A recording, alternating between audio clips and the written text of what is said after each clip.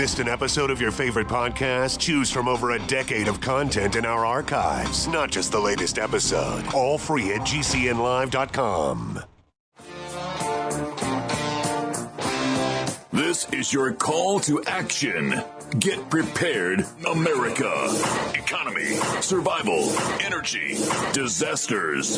This is USAPrepares.com. Informative radio, educational radio. Interact now by emailing instructor@USAPrepares.com or text at 434-390-7953. Class, please take your seats. Now, your instructor, Vincent Finelli. Everyone all set, cocked, locked? Here we go. Your dial set correctly to USA Prepares. Thank you for being in class with us today. We broadcast 2 hours from high atop the Missouri Ozark Mountains. We've got 2 engineers helping us today. 2 engineers. Brad and Jason. And I asked Brad and I asked Jason separately. I mentioned who was going to be on the air with us today. And Brad said, well, that's right up your alley. And Jason said, nice. And so what is this about? Well, how many times do you get frustrated with government corporations and they've got you in a box and there's not much you can do. You don't want to start a shooting war, so there's not much you can do. Think about that for a second. Then think about how many times are there people who you look up to and you say, gosh, I wish I had thought of that. I wish I had done that. Well, you're going to hear about that today. You're going to meet a man who has become frustrated and he's just decided he wants to give everyone credit who has given him a hard time. So for those of you new to our class, there are over 250 of us here at USA Prepares, experts in all kinds of areas, innovators, dentists, medical doctors, engineers, surgeons, CEOs, broadcasters, researchers, editors, authors, programmers, farmers, and people who just rise up to the occasion to lead by example. None of us is capable of holding down a job. So today, I'm delighted to introduce your newest instructor, Ted Pelkey. He lives in Vermont, Westford, Vermont. And he owns a truck and tractor repair business. He's the owner. And he made worldwide news. I mean, he made the news. It was, if this was the lottery, he would have hit the mega lottery. Welcome, Ted Pelkey. Thank you. Now, Ted, did I say anything that was not quite right, or do you think that was pretty accurate? Yeah, it's pretty accurate, I think. Yeah. Okay, so please tell us your story. You have property, you own property in Vermont, and you wanted to build a garage on your property, right? Yeah. We wanted to build a 8,000 square foot building on our commercial land in Westford, where they're trying to encourage, commercial growth where we live, because we have none. And we've just had an ongoing battle with them for the last 10 years. It's crazy. So, okay. So 8,000 square feet. Tell us length and width, what that means. Well, it would be 80 by 100 would be what it would be. It would be 80 feet wide, 100 feet long. Nothing real big. I mean, we have buildings around us that are that big. We're very close to it. And so it's not like it's out of the character of the neighborhood, so to speak. You know what I mean? Right. Well, I did a search. I looked up your property. I looked all around. I stood, visually on the internet. I stood in the middle of the road across from your house, and I looked all around. And if I'm not mistaken, that there's not much across the road from you. Is that right? That's right. Yep. Okay. And there's plenty of room for this 80 by 100 building. And just class, you've heard me talk about my barn. My barn is 40 feet wide by 120 feet long, and it's right next to the house. Okay, so what we're talking about is Nothing unusual for rural America. Okay, so you wanted to build this building. What happened? When did you start? Well, we started, I would say it was at least about 10 years ago. And we had won, we had went in and went round and round with the town on, jumping through the usual hoops, I guess you would call it. It's just once we got to a certain point where we won approval from the town, well, of course, the neighbor who was across the street, who has a summer home over there that he goes to once every other weekend or something, he decided he would appeal the decision, along with my other neighbor who runs an automotive repair, which they did, and we went to court. We did win the court battle. But once we won the court battle, well, then the town, did all they could do to, take away our subdivision and stuff like that after, just so they could make us start over, because I think the town felt that that the neighbors were going to win.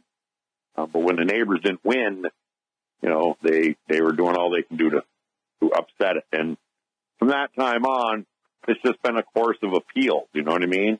And delays, and which have added up to 10 years now.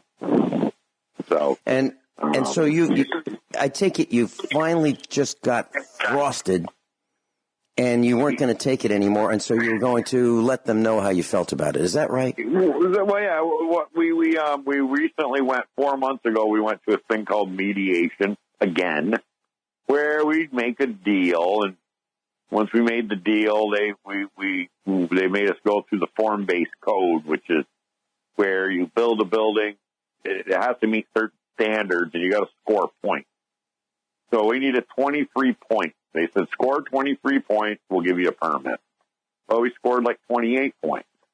Well, when we did that, it was like, almost the game was too easy. You know what I mean? They're, we'll have to think about that. So they were going to give us a decision in like 3 weeks. When 3 months had went by, so me and my wife were out to dinner and sitting at the bar, and I was pretty fed up with it. I've spent 10 years of my life, as a younger guy when I started this project. Today I'm 54. I said, I'm about, I wish I could just find a big middle finger and just put it out there on the front lawn and just put it up, see what they think of that. You know what I mean? Because that's how I feel about the people who run our town. And, my wife sort of laughed about it. She said, hey, yeah, I don't know where you're getting anything like that, but she said, that sort of would be funny, wouldn't it? And I said, yeah. I said, obviously, they don't care. So, we should do that. And something led to that where we just went, well, I'm going to give it my best shot. And lo and behold, we did. So tell us about this. Tell us about this middle finger. I read the statistics on it. It's pretty big, and it's up in the air. How tall is the overall structure? The carving itself is out of a log, which is probably 7 feet tall, 6.5 feet tall, and it sits on a 16-foot pole, atop a 16-foot pole. So it's it's there. You definitely don't miss it. Mm-hmm. Okay. Mm-hmm. And so what has the reaction been since you've put this up? How long ago was it that you put it up, first of all? Well, we put it up November 30th on a Friday afternoon. And we put it up there. And like I said, when we put it up, in our town, and like most towns, what happens if you do something that's not right or whatever, or violation, they would call it. And normally they would send you a letter of violation. So we put it up on Friday. I felt by, Monday I would get a letter of violation. Then I would have 14 days to correct the violation, and I would have to take it down or be fined $200 a day. So when we put it up, people have immediately started stopping to look at it. And we've had very positive feedback on it. I haven't heard any bad, you know what I mean? And I'm being honest. Nobody's pulled in the yard and said, oh, that's graceful. You should take it down immediately, or some mean person. A lot of people thank me for sticking up for your rights, and more people should do it. So when our local news affiliate came on a Monday, I want to say it was, to talk about it, I was like, geez, I'm really glad you guys showed up, because I thought I'd have to take it down, before we took it down. And they were the ones that told us we wouldn't have to take it down because it's public art. So that was really a good feeling there, that we weren't going to have to take it down. So, and as far as people coming, the amount of visitors to the thing is phenomenal. It really is. It's sort of off scale, you know what I mean? It's nothing that I ever expected. I truly never felt that it would go to the length to where it is today. You know what I mean? I just think it wouldn't even be possible. But every day there are people there. Every day. And this weekend, if it's nice out, I would just be amazed. Last weekend we probably had 150 cars of people come to that thing on Saturday. It's amazing. Well, Ted, you are a local hero who is now in the national spotlight, which is wonderful. Do you think that we've got some? It sounds like wind noise or something. Do you think that your town is going to back down? I don't know what they're going to do, and that's the problem with your local town government, right? The people are put in the office there to operate this town in the best interest of the people who live in the town. So I feel myself that, I try to put myself in that position. And let's face it, if you're going to operate the town in the best interest of the people, probably taking down the statue would be the smart thing to do, and working a deal with this guy. But what happens is these people, they're going to operate the town in their best interest, what they feel suits them. And that's where I think towns get a little bit backwards. You know what I mean? They just, one person has a grudge, and they're going to fight this grudge against me with the taxpayer money, when the taxpayer probably rather have a new, dump truck or something for the town. You know what I mean? Yeah, absolutely. Absolutely, I know what you mean. Yeah, it's just, Ted, hold that thought. We're going into a commercial break. We're going into a commercial break, and we'll be right back after a few minutes with Ted Pelkey. Class, I'm delighted to be broadcasting with Ted Pelkey, your newest instructor. He lives in Westford, Vermont. And Ted, here's what I did. During the commercial break, I typed in 3 words in a search engine. Just 3 words. Yeah. Vermont, middle finger. That's all. I didn't type your town. I didn't type your name. Just those 3 words. And the results are, Vermont man gives his town the middle finger.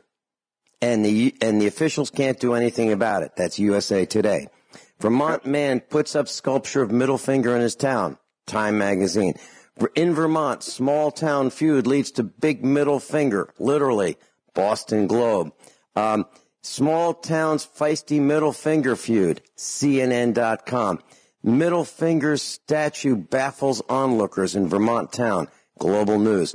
Sculpture displays massive middle finger to town leaders. Daily Independent. That's just the tip of the iceberg.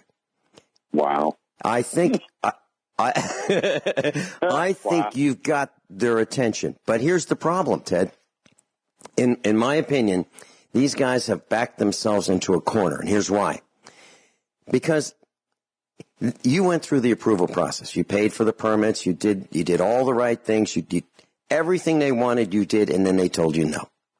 Well, now, all they have to do is to say, Mr. Pelkey, if you'll take down that statue, we'll let you have your building. But they cannot do that. They can't do that because they are not allowed to trade for favors. They have absolutely put themselves in a box. The only way that statue comes down is if you decide that you want to take it down. Mm-hmm. That's the only way. And I think, go ahead. Yeah, well, what I'm trying to say is, when we went to these DRB, the Development Review Board, when we went in there the last two times, let's go back probably, I think it was better than a year back when we had to score the points when we got into that. So we went into the Development Review Board, and this is the kind of thing that I'm talking about in a small town. So, there's 7 people on the board. So they start the meeting out, they turn the recorder on, and the chair of the DRB, Matt, he says, I just want everybody to know here that I hate this guy. We have a past. I don't like him. And I don't like him. I want everybody to know I just really don't like this guy. And he goes on and on. So my lawyer says, you need to recuse yourself. You need to step aside, Matt. You know what I mean? And he said, no. I cannot like a person, and I can be fair and unbiased. Well, this is part of the thing that we're talking about here. How can you run your town like that? How can you allow somebody, how can the select board, for instance, who is the controller of these people, correct? How can they allow him to do that? It's just, could you be fair and unbiased and not like me too? I don't think it's a very difficult position, and for them to be in and not be biased against you. It's very difficult. And from my perspective, I'm in the same position you're in, and I have been several times. And it's very difficult because they use the might and the coffers of the town government corporation against you. So it's a pool of money that's stolen from the taxpayers at the muzzle of a gun, goes into that pool. They've got their attorney. They own the court. They own the attorney. They own the money, and it's you against all that. And they own the police. So they've got the guns. They've got the handcuffs. They've got the hooskow, the jail. They've got it all. And then there's you on the other side. And then you're expecting them to be fair. And it's really tough when you're in the position you're in. But what you've done is you've absolutely put them on notice. And I want to take a page out of your book. And I mentioned that on the air previous to this broadcast, that I want to take a page out of your book because I'm running for the board of directors of the Electric Cooperative. And there's no oversight of those guys, just like there's no oversight of the guys that are telling you what to do. So the only thing you can do is expose them and name them. And we're going into a break, Ted. When we come back, if you would like to give out the names on the air of these people who gave you a hard time, that's fine with me. It's up to you if you want to do that, because I don't know their names. But if you want to, you can. And this will be aired on YouTube, and you can send them a link to it. And you can let them hear that they're now infamous. We'll be right back. Yeah. Ted Pelkey's with us. He's in Vermont. And he's the man that has given the finger to the board that would not give him permission, the Development Review Board, to build a building on his own property. They're encouraging commercial development, but not for him. It's a 10-year fight. He's won approvals. He's appealed. He's been through mediation. He's been through the form-based code, and nothing worked. Well, Ted, I want to tell you, before you decide whether you're going to give the names out, you are currently on, and this is not self-serving class. This is for the review board to understand that Ted and I right now are on the first largest alternative radio network in the world. We're also on the second largest alternative radio network in the world. We have AM affiliates, FM affiliates, podcasts on multiple networks, downloads, telephone listen line, satellite over the United States, Canada, South America, Europe, and the Middle East, for starters. So that's where this broadcast is going. It'll be on YouTube, and it will be easily searched for anyone who wants to listen on the Ron Gibson channel on YouTube.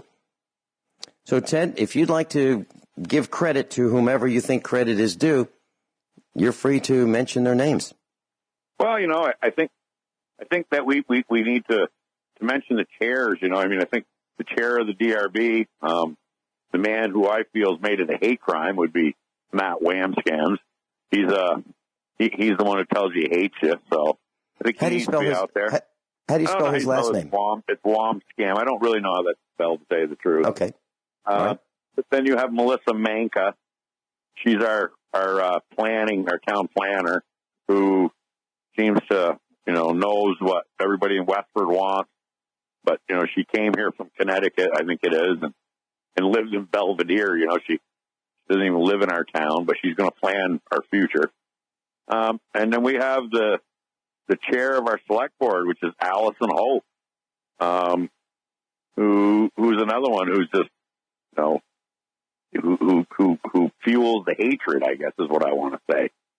And these people are spending, like we said, the taxpayer money to fight a fight for themselves personally, I think, and not really working in the best interest of the taxpayer at all. I mean, we're just throwing our money away.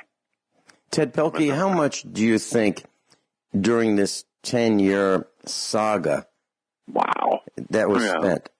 How much was spent? Well, I know I've spent well over $100,000. And we spent $37,000 just in court for 4 days. Not to mention what I spent to have the land subdivided, to get it all ready for the subdivision, which once we won approval for all that, the town decided we're going to make that nil and void because we needed to file our Mylar within 180 days. And they said I needed an Act 250 permit to subdivide. Well, nobody else in the town needed Act 250 to subdivide. You need an Act 250 permit to build a commercial building. The first step is to subdivide the land. Once that's done, then when you go to build a commercial building, well, then that's when you approach Act 250. That's the kind of stuff that they pulled right there. I mean, that alone is terrible. I mean, a man spends, umpteen thousands getting the engineering done to subdivide. Then he has, the neighbors appeal him on his subdivision that the town approved, and then you fight it in court, and it costs you, like I said, $37,000 or something like that. And then all of a sudden, when you win, they say, "Oh, we're going to make that subdivision null and void now." How can you do that to somebody?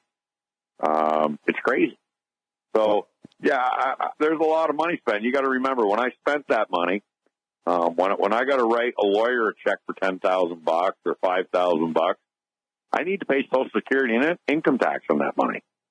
So it's really easy to say, well, he just goes to his business checkbook and pulls out $5,000. Well, that's true. That's what I do. But I also pay Social Security on that $5,000 and income tax on that $5,000. So it's a lot more than $5,000. You know what I mean? Because that $5,000 is going to get added to your income that year. So if you're paying yourself decent and you're drawing yourself a $70,000 a year paycheck, and then there's $5,000 to the lawyer, well, that's $75,000, and then there's $5,000 to the engineer. Now we're at $80,000.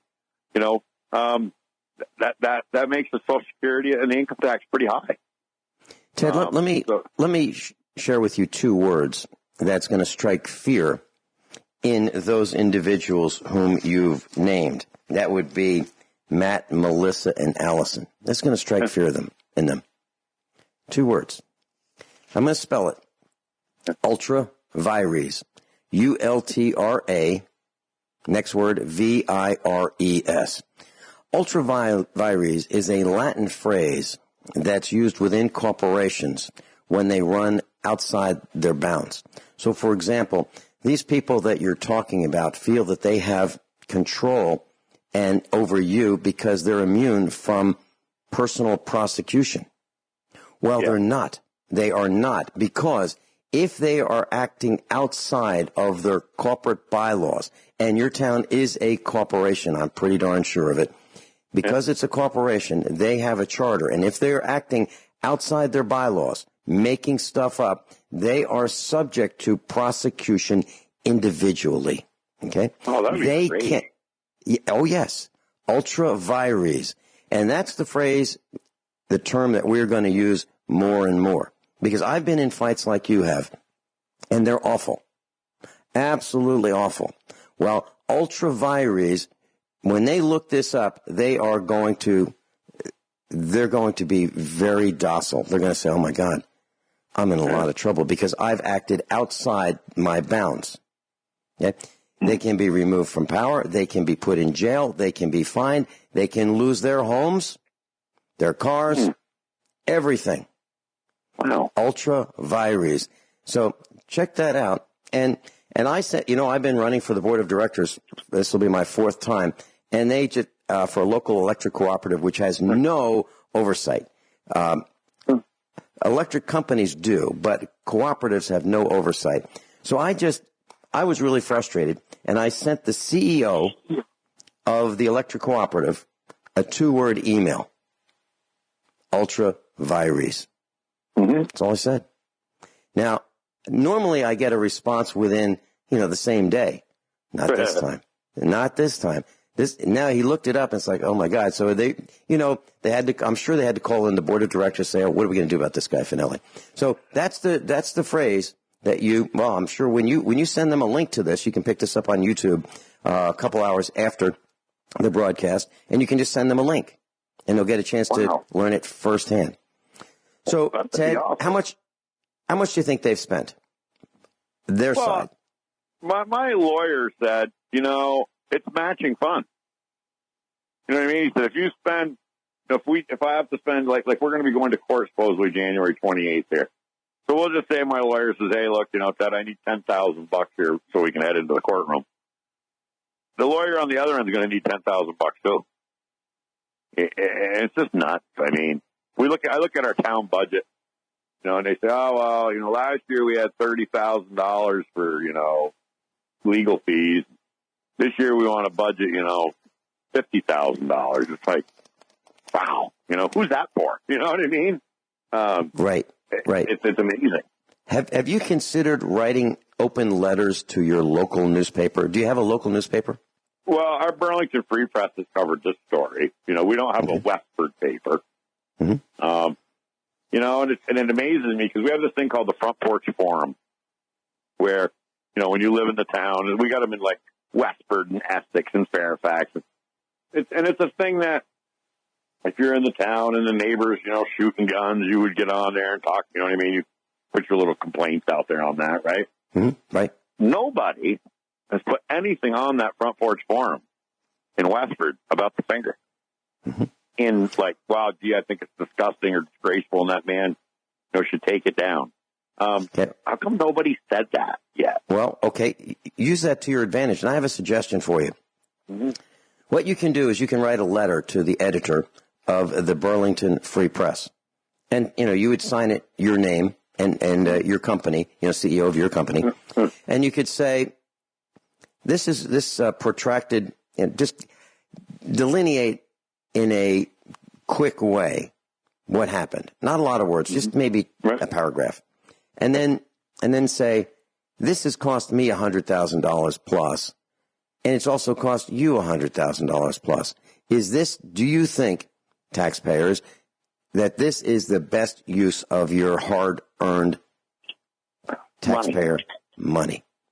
Right. If you do, here's the phone number to call, and here are the names of the people who you want to thank. If not, here are the same people you want to let them know whatever you think. Their phone will be ringing off the hook. You see, those people, in my opinion, feel that they have a little bit of power, and then they usurp that power, and they amplify whatever power they think they had to abuse. Ultra Vires. Yeah. And they think that they can just make you do whatever they want you to do, or they can make you go away because they think they can outspend you. But then when the public gets annoyed, the public is going to come after them. Okay, so that's just one thought. One other thought is, I'm sure you have a local radio station that it's probably AM 1340 in your neck of the woods. Yeah. 1340 is the frequency on amplitude modulation AM radio that is for local kinds of things. typically they have the trading post or tradio or whatever you call it, where people buy and sell things for an hour, around noontime. I'm sure you have that. Well, if you do, you can call in and share the story. Now, you don't have to call in during that trading program hour, but you can call the general manager of the radio station, say you'd like to be on as a guest, and just talk about it. I got to tell you that, national is great, worldwide is great, local is great too. And I think you can get these guys up in arms, and you can get all of these people who have given you all of this hard time, who have wasted all of the taxpayers' money. I think you can have them shown the door and kick them out of their high and mighty offices. Ted Pelkey's with us. And Ted, I just looked up some of the names of those who are in the town government corporation of Westford, Vermont, and I want to make sure that we get this correct. Melissa Manka, M-A-N-K-A, is the planning coordinator. Kate Lally, L-A-L-L-E-Y, is the zoning administrator. Nanette Rogers is the town clerk. And Greg Barrows. Nanette Rogers is a wonderful person. Okay, wonderful. And then Greg Barrows is the town treasurer. Yeah. Now, you have 2,000 people in this town, so it's a small town. Yeah. Okay? Yeah. The average residential tax rate is $2,172 per year. Yeah. The $100,000 that this cost the town to fight you from paying more taxes, meaning you wanted to grow your business and pay even more taxes to the town and improve your property, which would cause them to raise your tax rates. This fight that they engage with you to prevent you from doing that has cost each one of those taxpayers $50. Right. So each one, I mean, if they want to know how much this fight costs them, $50 a piece. Right. Right. Amazing. Huh. I just wonder at what point in time it's an abuse of power. You know what I mean? I think that's it's already been an abuse of power. Yeah, it has already been. Yes. Yeah. So what do you want to, Ted? What do you want to have happen? Do you want them to let you build your building? Oh, I think that'd be the smartest thing for them to do. I mean, we don't have a big business. We have a very low impact business. When I moved there, we'll just say when I moved from where I am to there, I'll probably lose 25% of the business we have, which would be fine because, I'm 54, man. I'm looking at the door. You know what I mean? It's not gonna hurt the town of Westford. It's gonna help them. It's just hatred that they're doing here. Off the scale. Yeah, Ted Pelkey, I'm going to place a phone call right after this broadcast, and I'm going to call Westford, Vermont. Who would you like me to ask for? Well, you could ask for Melissa, or someone of that nature. You'd have to get Melissa Manka, or you'd have to try to get to the zoning commission or the select board chair, Allison. It's going to be one of them two people you need to talk to. Okay, Allison Holt. Yeah. Okay. Well, I'm going to make that call. I've got the number. No problem. Yeah. And I'm going to let them know that they have become infamous as of, an hour ago when I called them. Yeah.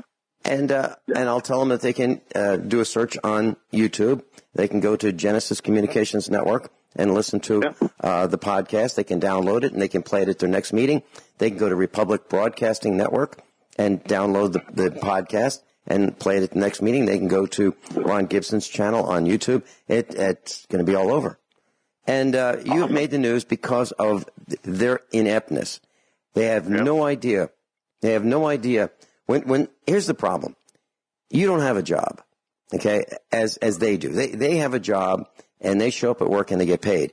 You have a passion. You have you're an entrepreneur, and what they cannot do to you that they can do to other people who have jobs is they can't go to your employer and say, look, this guy is causing us a lot of problems, and we want you to, maybe you need to let him know that if he keeps it up, he's going to lose his job. They can't do that to you.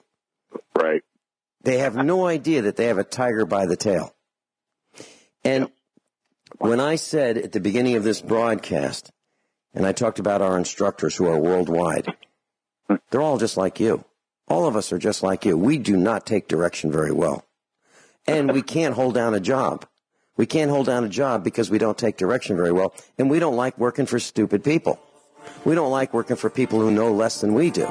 It's hard for us to do that. We want to do a better job. We want to do it right. We don't, you don't have to know very much to be a government employee. You don't. And this is proof. This is proof.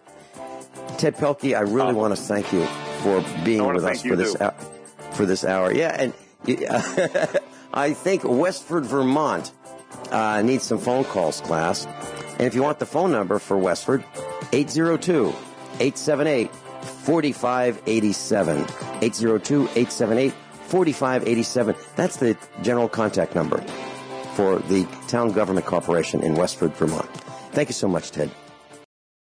Everyone all set, cocked, locked.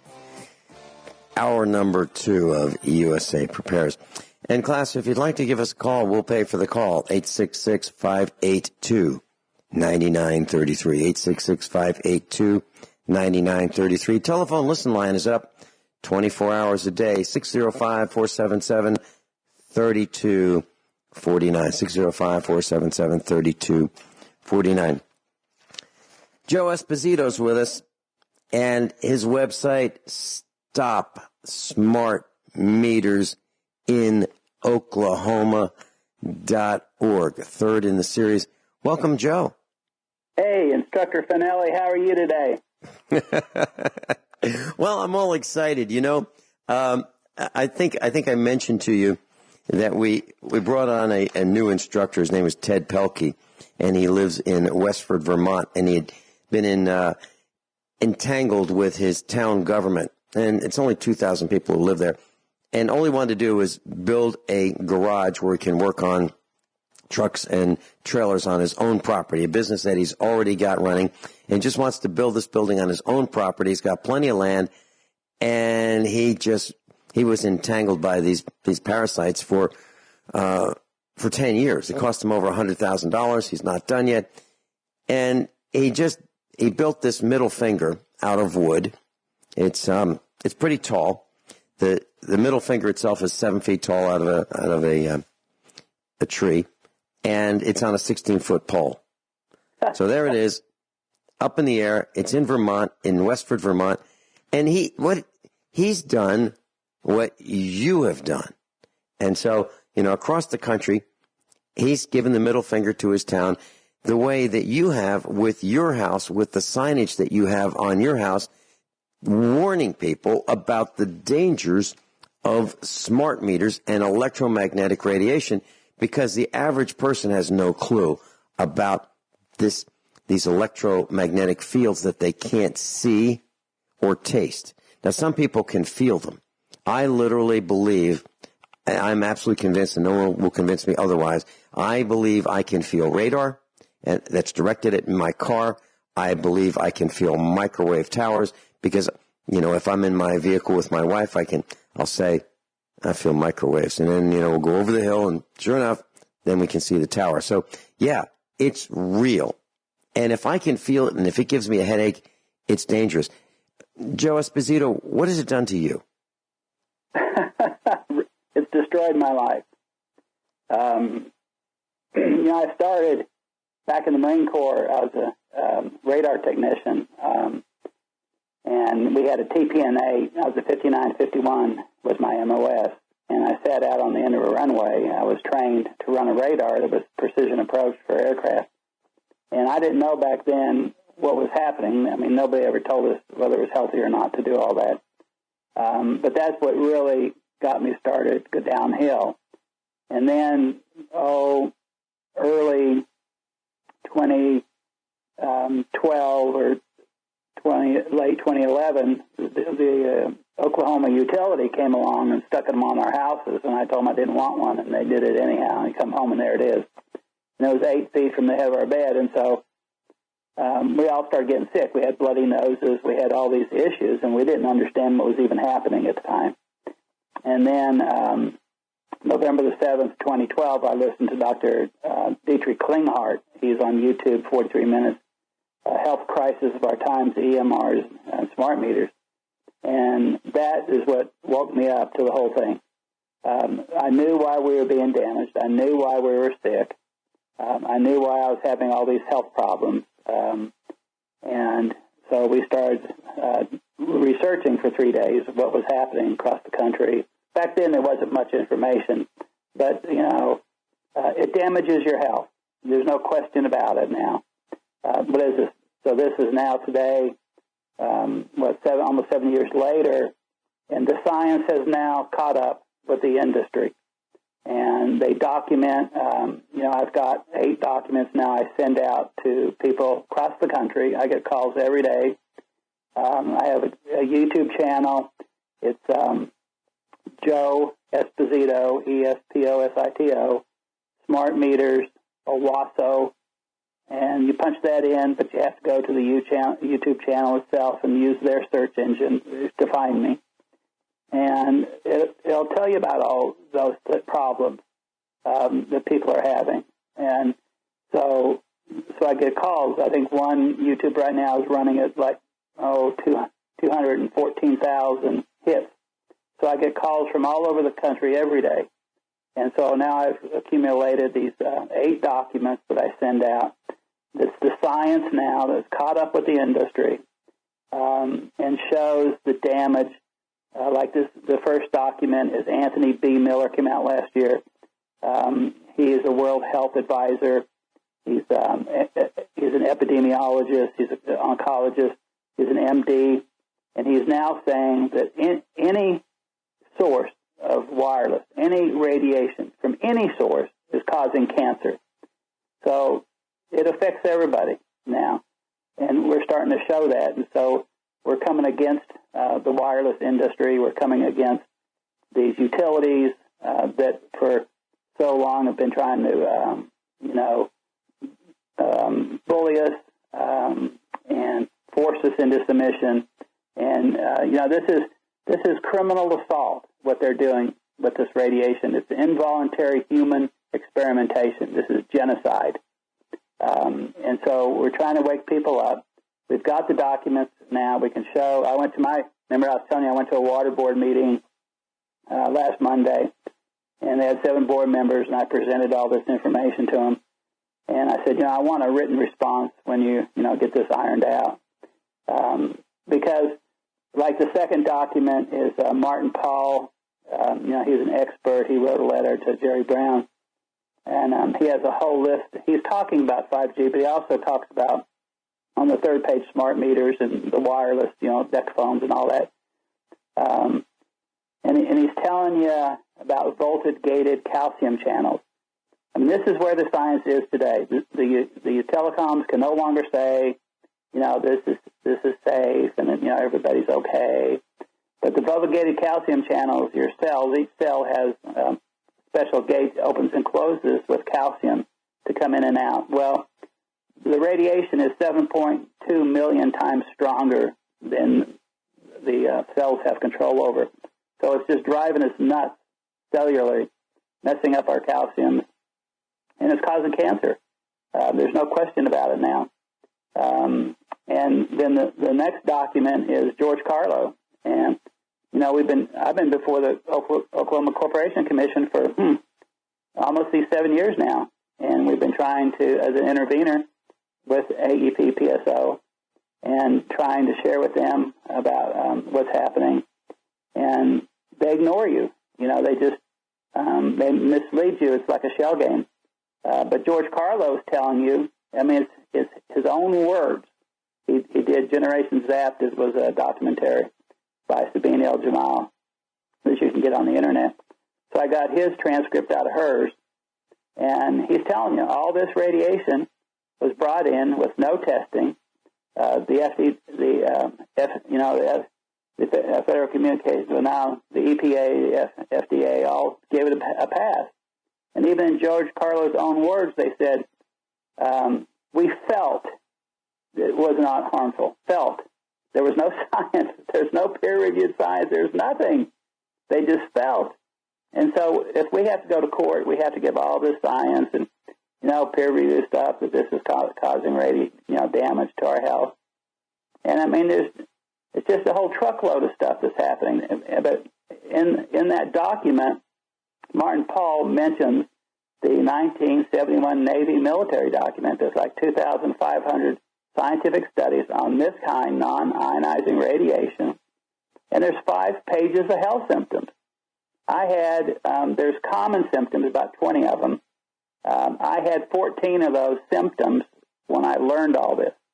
And so I started to learn how to protect myself, and all those went away. I did what Dr. Dietrich Klinghardt suggested. I built myself a Faraday cage. At that time, I didn't know what a Faraday cage was. So I got better, and I'm doing better as long as I have to sleep in a Faraday cage at night, and as long as I stay out of high levels of radiation. And I wear a $1,700 suit that was a prototype in Europe. It's a 50 dBd protection, which I don't think we have around here at all in this country. And as long as I do those things, I'm in good shape. So I've been damaged, and so I have to protect myself now if I want to survive. And the public needs to know what's happening so they can protect themselves, because it's real important, your health. If your health goes down, you have nothing. And so these people need to be prosecuted. It's just it's just like your buddy up there that you're fighting. Same thing.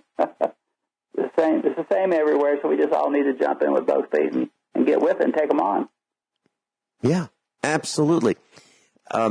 Joe, you said something about your suit. So you have a suit that is silver infused to keep the electromagnetic radiation out. Is that correct? Correct.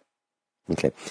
And so you wear this to protect yourself because electromagnetic radiation is now everywhere. Correct. It is. So, people don't realize how bad it is everywhere. And that's why you need to go to my YouTube channel, Joe Esposito, Smart Meters Owasso, because like we started at North Sheridan in Tulsa, and we went south, and we left my meter running. It reads the microwave radiation. And we did, at some intersections, we did an antennasearch.com. You go on there and punch in the addresses and everything. And it tells you how many cell towers, like there may be 170 or maybe 500 antennas in that intersection. I mean, it's 4 miles of that intersection. There's all these wireless devices invading you. And if you can see a cell tower, you need to do something right away, because that cell tower is coming right through your house. And antennas are harder to find. But that's what you need. And, it was really funny. I can even read radar with my meter. And when we went to North Tulsa to start up there, it's called Mohawk Park. Right, hold that thought. Joe, hold that thought. We're going to a break. We'll talk about radar when we come back. Class, Joe Esposito's with us. He's in Oklahoma, and we're talking about the dangers of smart meters. Joe, you mentioned antennasearch.com. Class, here's what you do.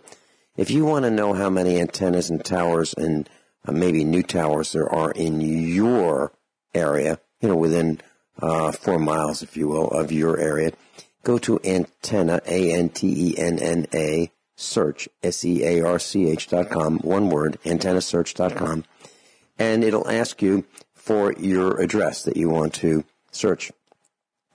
And just enter the street address, the city, the state, and if you want the zip code, but the zip code's not necessary, and it will tell you how many antennas. Now, we just had Ted Pelkey on. He lives in the middle of nowhere in Westford, Vermont. There's only 2,000 people that live there. They have 28 antennas. 28 antennas in the middle of nowhere. Okay?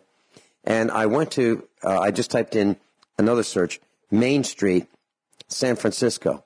Well, it got stuck. It was processing, and I couldn't wait any longer, so I had to cancel the search. There's so many antennas, wherever Main Street is. I just made that up, okay? But I'm going to try to do Fifth Avenue, New York City, and I'll see if I can give you that result. And we'll see what happens with that. the longer it takes, the more towers there are. Right. So, Joe, you mentioned radar. Please tell us what your thoughts about radar and the dangers of radar are. Okay, well, radar is wireless, right? That's what hurt me, and I didn't know it, but my meter reads radar. That's one of the things it does. And so we started, just to show the public on the YouTube, we started up there by the International Airport. There's Mohawk Park. And what's in Mohawk Park? That's the zoo. That's where the kids go, right? And so we thought, when we turned on the meter to start there, it was so loud we really couldn't hear ourselves. So we said, well, let's just go up into the park a little bit more. Maybe it'd be quieter because there's trees and things. It was worse. So we said, well, this is not going to work. So we had to go south to Admiral to start our little trip across the city of Tulsa there. And about a month later, I met air traffic controller that is on the airport up in the air in this building, that controls the aircraft. And I said, where's the radar? He said, it's in Mohawk Park. I mean, can you believe it? And so you hear about air traffic controllers getting burned out. They literally are, because the radar is going around every few seconds, and it's hitting them in that tower. I offered, it'd be an interesting thing to go up there and read it and see how much radiation they're getting hit with. But that radar, I think, goes 60 miles from the airport. And you can go to most of the community that's higher than the airport, or if you go to the office buildings downtown, which is south and west of the airport, all those buildings are getting hit on the east side with radar. I mean, that's not a healthy thing to happen, is the point. And there's health problems with all this, right? Well, you're right. And just to drive home that point, Litton Industries, Litton, Fortune 100 corporation in the United States, had many divisions. One of them was the Ingalls Shipbuilding Division. So they made ships for the military, the Navy. And they were obviously experienced in radar because these ships of war have radar built in. Litton came out with a microwave oven in the early days of microwave ovens, and the Litton, top of the line, I mean, it was a really good quality industrial machine compared to these cheap Chinese things that you buy today. It was very well made, and it was called a radar range. Exactly. That's what they called it. They called it a radar range. That's right. And when I was at this here, and then people wouldn't buy it until they changed the name on them. But I went to this water board meeting, and I brought my own microwave, oven. But they already had one at the break room where they were having their board meeting. And so I was trying to help these men. There's 7 board members. I'm sure they've never experienced any of this. And I went there. I said, look, I'm your friend, you guys. I'm just trying to show you what I learned the last, going on 7 years. So I had their manager guy stand up there. We turned on the the microwave, which is the radar. It's the magnetron in the thing. And I stood him up between me and the microwave. And the guy turned the microwave on for 30 seconds. And I turned on my meter, and I held it out to my right, past us, either of us. And you could Hold that thought. We're going to another break. Joe Esposito's with us, class. And I just want to tell you, I finally got the search completed. I typed in for antennasearch.com. I typed in 105th Avenue, New York, New York. And it had to reduce the search from 4 miles because there were so many antennas in a 4-mile radius, it couldn't do it. It had to reduce it down to 1 mile. Now, class, what's 1 mile? Okay. The road frontage that we have on our farm, just to Finelli's, is 1 mile. Okay, so it's not all that much. 108 tower structures. 1 new tower is going to be added, and there are 1,666 antennas in a 1 mile radius. Oh, my. That's New York. That's a death field, buddy. Now, that does not include Wi-Fi. That does not include Bluetooth. That does not include satellite transmissions coming down. That does not include microwave ovens. Or that does water not meters include or gas meters. Right. So that's probably like 1%, at the most 1%, of the number of antennas transmitting in that 1 mile area. Right. 1,666. I'm sure it's 100 times, or maybe 1,000 times, or maybe 10,000 times more than what we just talked about. Joe, you were saying that you were demonstrating or trying to demonstrate the dangers of a microwave oven. You had the oven on, set for 30 seconds. You had a man stand between the microwave oven, the microwave oven, then the man, then you were behind that man with your meter. What happened? Correct. Well, I held the meter out to my right to, face the oven, the microwave, and you could hear it. It has a distinct, when you turn it on, it makes a sound, so you know that it is running. And then when it turns off, the sound goes away, so you know it's coming from the microwave. So we were maybe 10 or 15 feet away from it. So I put the meter square up against the guy's back, and I could still read it. So what that means to me is it's coming right through him. And that leads you to Jerry Flynn. He's a 26-year military microwave warfare, captain, was in the Canadian military. And he wrote an article March 25th, 2016 called Imprisoning Children, Teachers in Microwave Classrooms is Beyond Belief. Let me just read you three or four sentences. The United States military have long known that the most harmful radio microwave frequencies to man are those within the band of 900 megahertz to 5 gigahertz. Okay, 900 megahertz is smart meters and cell phones, which our government just spent $25 million in 16 years showing caused cancer. Let me go on. For they penetrate all organs and organ systems of the body, thus putting all human organ systems at risk. This is precisely why these frequencies are used in microwave weapons of war. Renowned scientists such as Neil Cherry, Sam Milham, Becker, and others have long said that any, capital bolded, any, A-N-Y, man-made radio frequency radiation, no matter how weak the signal, is hazardous to humans in all forms of life, especially pulsed microwave radiation. You're trying to show these people what's happening here. This is bad stuff. It's like TU University, like you just said. That's a university like filled with students. There's 120 cell towers and 613 antennas in 4 mile radius. Then they have all these new apartments, and there's 12 meters, smart meters. That's just the electric, not the gas and the water, on their walls. Somebody lives behind that wall where all those meters are.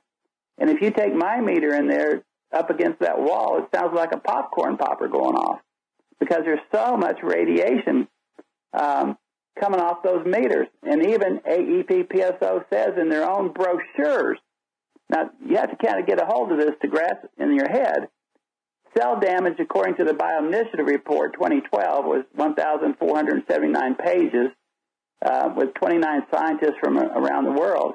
The cell damage is 3.4 microwatts per meter squared.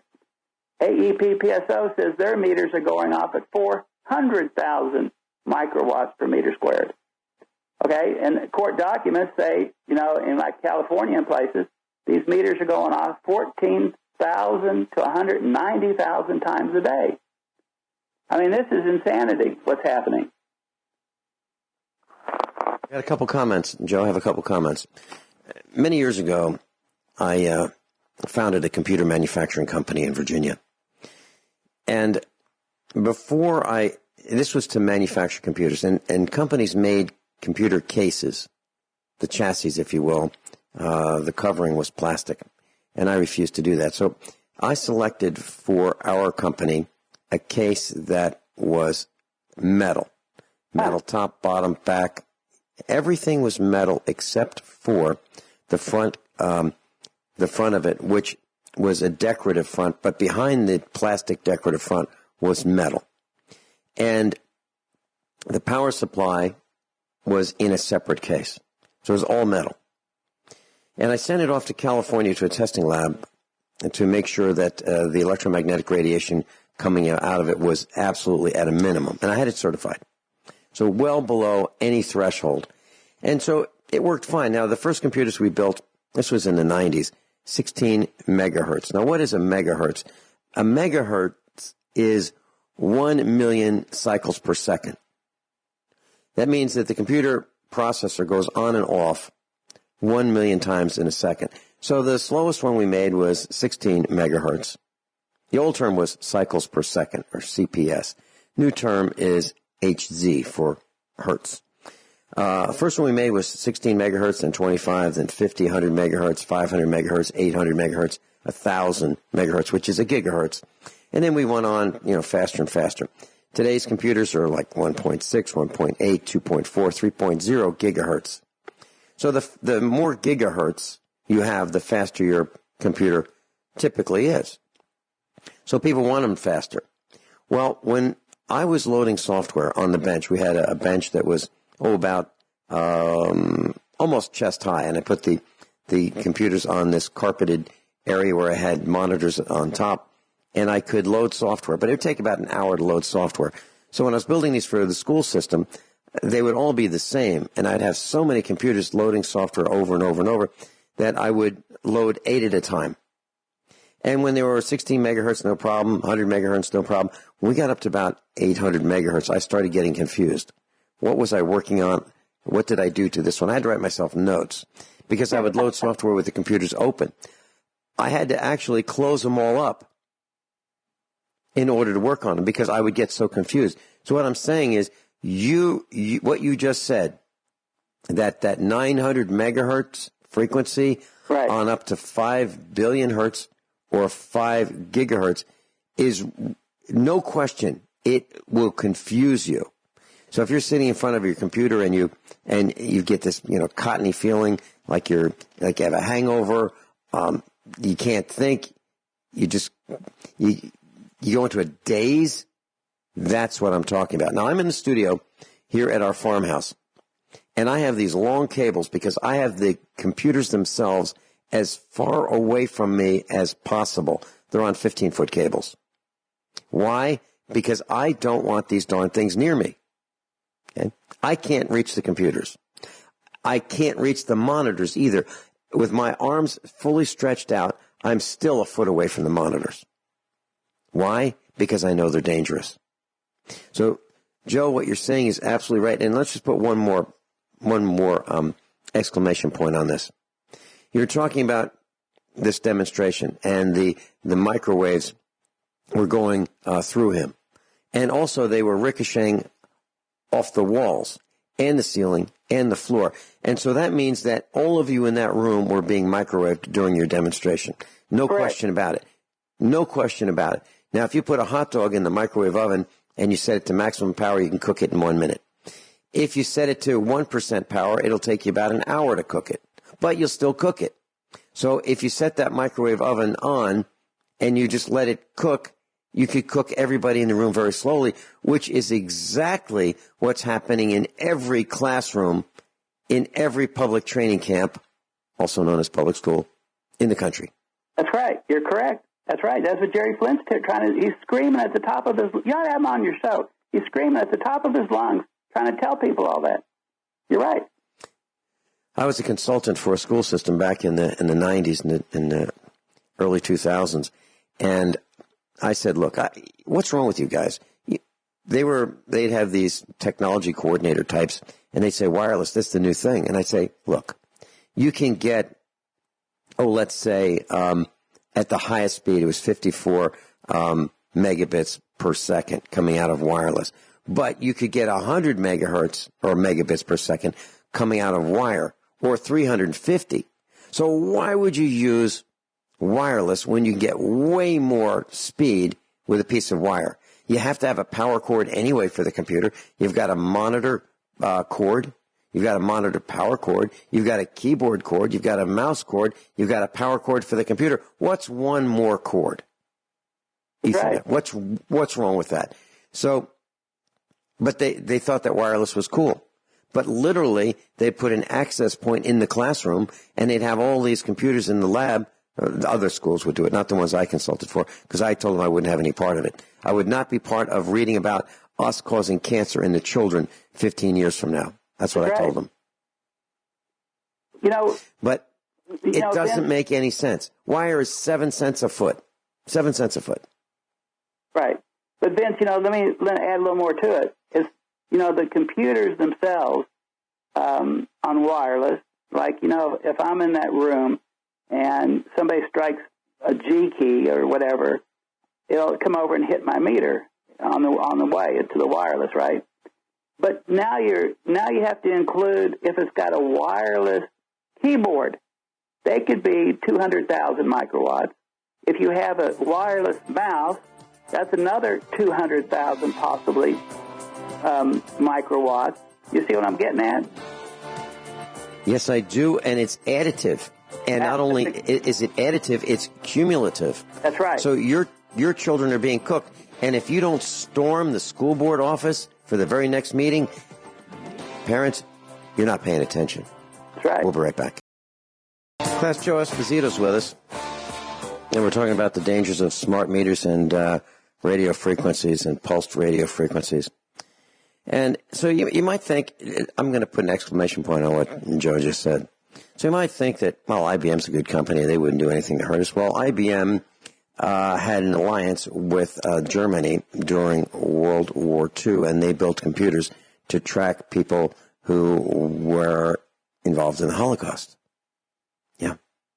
So let's track the dead and those who are soon to be dead. That's IBM. IBM also, in 1983, unveiled a computer. 1983, they had their personal computer, and they came out with one called the PC Junior.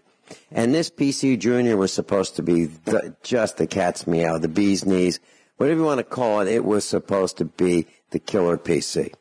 And it had a wireless keyboard. So for the school systems, they could buy these, and they could have a whole bunch of them in a computer lab, if you will, and they could put them on tables, and then no need for a cord between the keyboard and the computer. The monitor, the CRT, cathode ray tube monitor, sat on top of this small PC, and the keyboard would just not be connected with a cord. What a great idea, right? Well, here's what happened. The computers got confused because the computers couldn't tell who was typing what. There were like 25 computers with 25 keyboards all typing in the room at the same time, and the computers couldn't figure out which keyboard they were supposed to pay attention to. And they got confused. Now think about that. So you have all of this radio frequency going on in the classroom. Even the computers couldn't figure out what to do. And so what do? I'm going to say it this way. If you're not calling your children's friends' parents and arranging to storm the school board meeting, your next school board meeting, in mass, a whole bunch of you, like 30 to 50 of you, all getting together and then saying just this: where is the science that proves that wireless communications is safe? Where is the science? And until you can prove it's safe, we want it stopped starting tonight. There you are. Not tomorrow, tonight. So that when the students arrive in the classrooms tomorrow, there will be no wireless whatsoever. And then you need to ban cell phones from the school. Because if you've got 25 students in a classroom with 25 cell phones, they are all pinging the tower and blasting the other students, including your student, with RF frequencies. Joe, any disagreement there? No, not at all. Okay. So if you're on a bus, class, and I'm sure your students are on a bus, if they go to the public training camp, that's a metal tube, right? A metal tube with some glass windows, and you've got, 40, 45 people with cell phones, all broadcasting at a little less than a watt? Think about that. They're all being cooked in the tube on the way to school. They're being cooked in school. They're being cooked on the way home from school. What are you thinking? What are you thinking? Joe, any final words? How do we stop this nonsense? Well, there's an international appeal right now. It's called Stop 5G on Earth and in Space. Sign the appeal. It's www.5G SPACEAPPEAL appeal.org. You can pull it up, read it yourself. Look at what's happening. Page 3, there's 16, just right there, they list 16 problems with, cancers, cardiovascular disease, DNA, it just goes on and on for 16 other deals. We need to get busy stopping this stuff, folks. Especially the utilities. They're the bullies of the whole thing. We got to stop them first. That's correct. And the word you use, class, is ultravires. ULTRAVIRES. That's when utility companies go outside the powers of the bylaws, outside the authority of the bylaws, where the utility officers and directors can be prosecuted individually